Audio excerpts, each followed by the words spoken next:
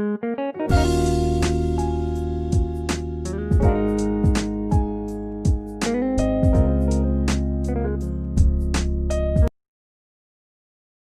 le duo Lazarani, Ed Bakou-Chalech risque de ruiner l'avenir d'Air Algérie.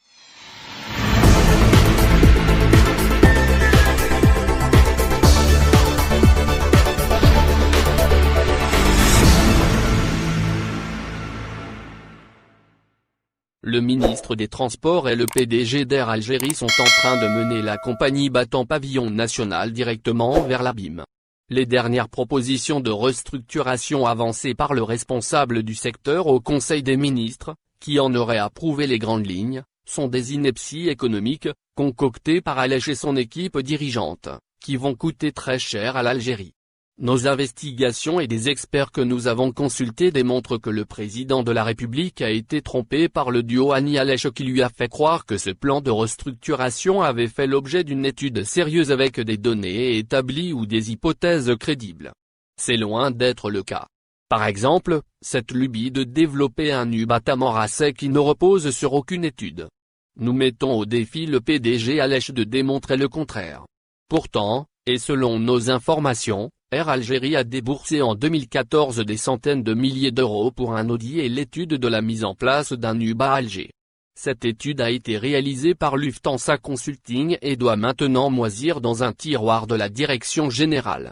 Les spécialistes, à qui nous avons soumis cette idée extravagante de choisir Tamanrasset comme futur pôle aérien, ont souri et nous ont affirmé que, pour être attractif, un hub doit être implanté dans un aéroport international d'envergure, lui-même situé dans une grande métropole qui génère déjà un trafic direct important vers plusieurs destinations internationales et la compagnie aérienne doit disposer d'avantages compétitifs décisifs, prix bas et qualité de service exceptionnelle, tout en ayant une grande maîtrise des coûts.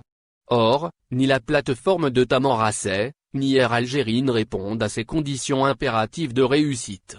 Dans le prolongement de ce plan de développement insensé, le PDG, appuyé par son ministre, a demandé l'acquisition d'une cinquantaine d'appareils. Ces extravagants et incompétents gestionnaires poussent au décaissement d'au moins 4 milliards de dollars sans aucune étude sérieuse réalisée par des experts, fondée sur des données économiques et techniques validées. Les grandes compagnies, même celles qui disposent d'un encadrement de haut niveau et de structures spécialisées, ce qui n'est pas le cas d'Air Algérie, font appel à des consultants de différentes spécialités pour encadrer un processus aussi complexe qui nécessite des analyses très fines. Les cadres d'Air Algérie les plus concernés par ce type de réflexion et d'études, affirment qu'ils ont été à peine associés à des réunions de travail où tout a été décidé sur la base d'idées simplistes, de spéculations et des avis très personnels de conseillers du ministre et du PDG dénués de toute expertise réelle. L'absurdité a été poussée au point où l'on a avancé, sans analyse commerciale fouillée ou projection rationnelle, l'ouverture de près d'une vingtaine de nouvelles lignes notamment en Afrique où Air Algérie a cumulé des pertes de centaines de millions de dollars depuis des lustres. Ce qui n'est pas étonnant puisque selon le témoignage de nombreux voyageurs, des centaines de vols sont réalisés annuellement avec, très souvent, moins de 50 passagers. Le seul raisonnement derrière ces décisions farfelues était de dire, faisons comme l'Aram et Ethiopian Airlines. Le mimétisme bête et stupide. Et si au moins ce mimétisme portait sur la qualité de service offerte par ces compagnies? La volonté affichée de booster la flotte à 80 aéronefs est plus que suspecte au moment où des dizaines de compagnies réduisent la voilure. En effet, aucun indicateur de performance de la compagnie et de la croissance du trafic ne justifie un tel surdimensionnement. Déjà avec 56 avions, Air Algérie dispose d'importantes capacités résiduelles en termes de potentiel. Avec quasiment la même flotte, l'Aram transporte annuellement 2 millions de passagers de plus. Lazarani, profitant du peu d'envergure du PDG et de son souci maladif de se maintenir, impose son diktat, à des fins inavouées. Il s'est entouré de conseillers septuagénaires qu'il ne peut pas faire rémunérer par la fonction publique. Il se tourne donc vers les sociétés publiques du secteur tout en dénonçant sur les plateaux de télévision les sureffectifs de ces sociétés. Ce ministre a été présenté par le Premier ministre au président comme un cadre de haut niveau qui avait fait ses preuves dans les secteurs publics et privés national et international. En réalité, il n'en est rien. Premièrement, ce monsieur n'a pas été loyal envers l'État algérien qui l'a formé et lui a confié des fonctions gratifiantes, DG du port d'Alger et de la CNAN, où il n'a pas particulièrement brillé. Il l'a clairement démontré en offrant ses services aux concurrents N-1, CMA-CGM, du pavillon national marchand qu'il dirigeait et qu'il a laissé dans un piteux état en 1996. Il est moralement disqualifié pour se mettre au service de l'État. Deuxièmement, et contrairement à ce que certains croient, c'est CMA-CGM, du fait de son leadership mondial, qui a fait Annie Lazare et non l'inverse. Même envers cette entreprise étrangère qu'il a rendue milliardaire, il a été déloyal après l'avoir servi avec beaucoup de zèle pendant 16 ans.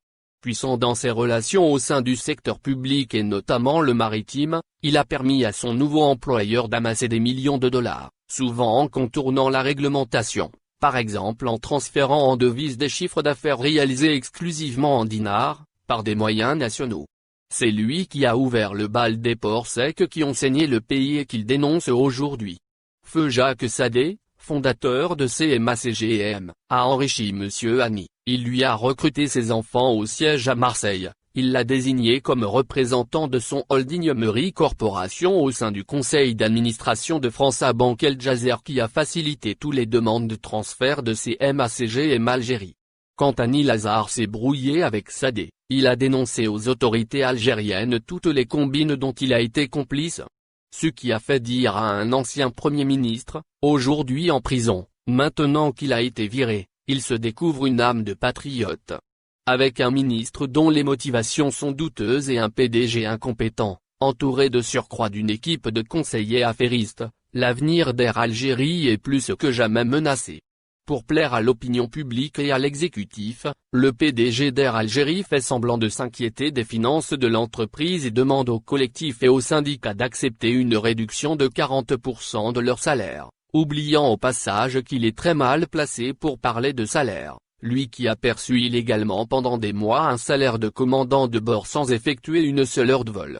Tout au long de la crise sanitaire, il a imposé à tous les personnels la résorption de leurs reliquats de congé, exception faite pour ses proches, même ceux qui ne servent à rien comme son ami Awali.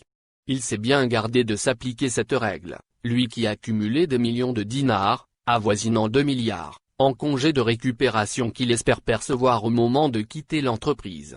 Ces faits sont vérifiables et nous invitons les autorités et l'inspection générale des finances, IGF, à s'y intéresser de plus près. Au final, n'oubliez pas de vous abonner à la chaîne et appuyer sur la cloche pour recevoir toutes les nouvelles.